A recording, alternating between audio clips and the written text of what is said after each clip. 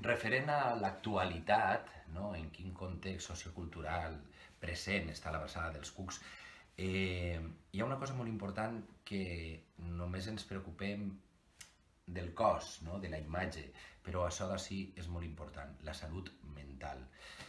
Independentment de que venim d'un any de pandèmia que ha sigut molt dur per a tots, on diguem els pilars de les famílies i les persones han sigut sacsejats, ens hem donat compte que la soledat, la frustració, el que sempre intentem en les xarxes socials donar com aquesta millor imatge, la imatge més perfecta que tenim, quan en principi som éssers impurs i imperfectes, i això hauríem de saber-ho i ens ho haurien d'ensenyar, perquè seria la manera que faríem d'aquest problema, per dir-ho d'alguna manera, la virtut, no?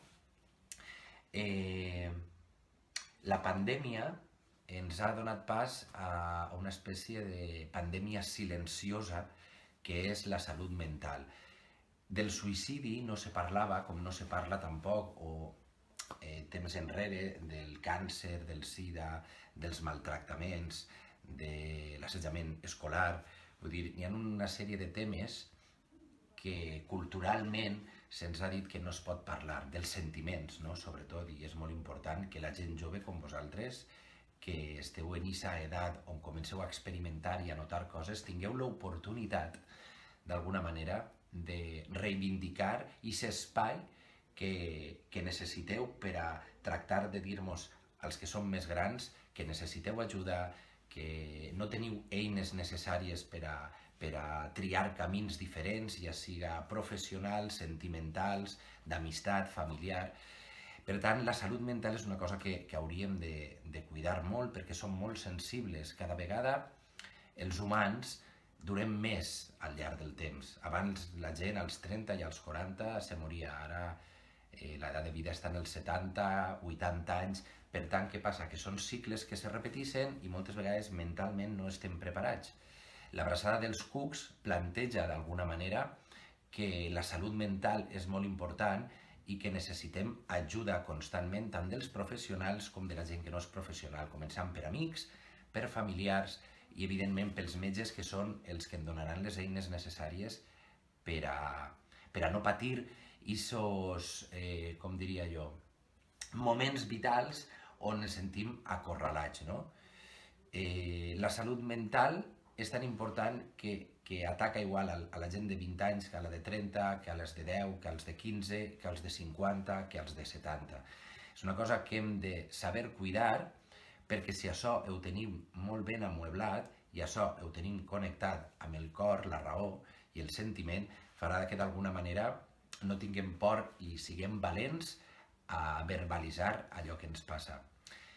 En el context, diguem, en el que estem actualment, cada 2 hores, així en Espanya, es suïcida una persona.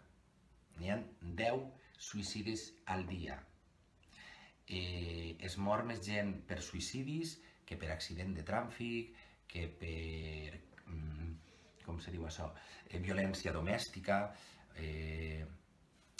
Hem de ser molt prudents, perquè moltes vegades la por a no verbalitzar fa que no puguem arribar a temps a donar-li a aquesta gent un tipus de solució. Per tant, actualment en una societat on les presses,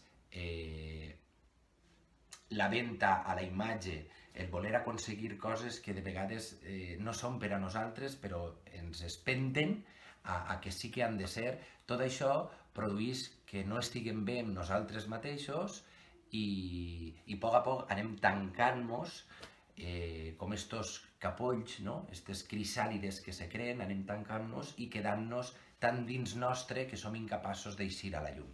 En la Braçada dels Cucs donem una solució, una alternativa, on durant 1 hora i 25-30 l'humor està molt present, però som conscients de 2 personatges que estan en les antípodes, que una és Clara, una jove, i l'altra és Miquel, el personatge que interpreto jo, un professor de literatura que també ha perdut les ganes de viure per una sèrie de circumstàncies, faran que a poc se troben, saps?, en un punt intermig on faran d'alguna manera eclosionar este capoll i farà eixir unes papallones superboniques.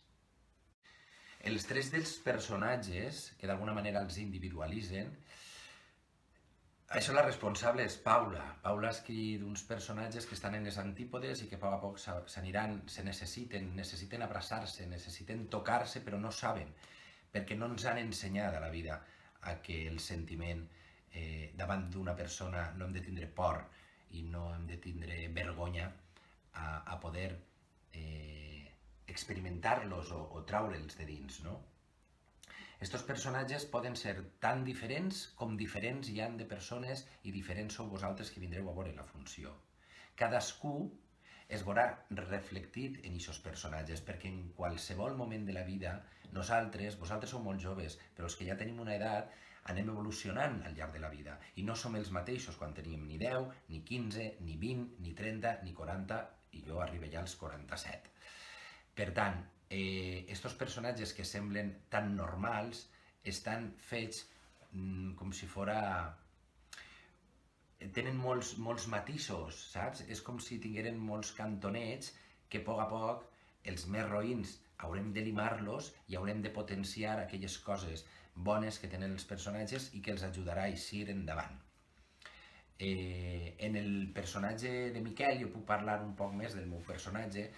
És un personatge que se sent fracassat enfront de la vida. Una perquè ha volgut ser professor i té la sensació de no haver arribat a bon port, ha fracassat en l'amor, ha fracassat en les relacions familiars, abandonat d'alguna manera pels seus pares.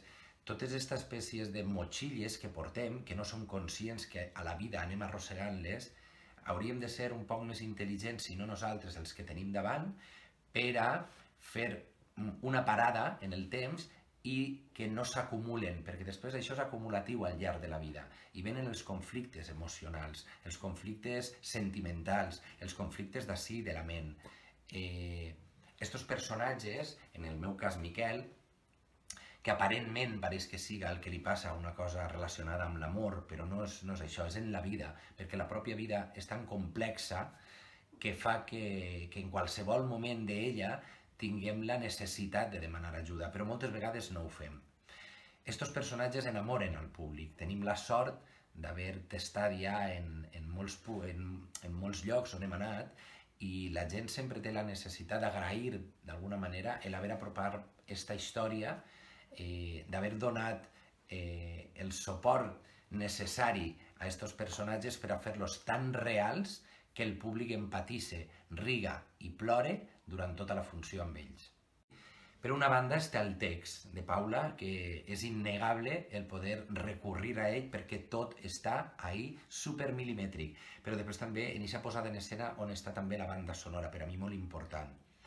Quan vingueu vos donareu compte de que n'hi ha triades o sons que identifiquen l'interior dels personatges o la manera que tenen els personatges de sentir la vida.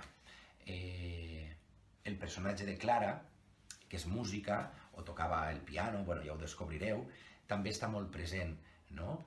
El goteig constant de la vida, no? D'unes gotes que a poc van penetrant, i van golpejant el terra i de vegades, com una tortura xina, poden fer un forat. I aquestes gotes que moltes vegades les tenim així dins i no ens deixen les parts fosques, no? Que hem de donar llum. Després també jo el que he intentat és contar un poc més enllà del que conta el text de Paula. Per a mi són molt importants les transicions. Passar d'una escena a una altra, però jo tenia la necessitat de contar què passava en aquests moments on l'autora no ha escrit, sinó que deixa una porta oberta a la imaginació de cada espectador.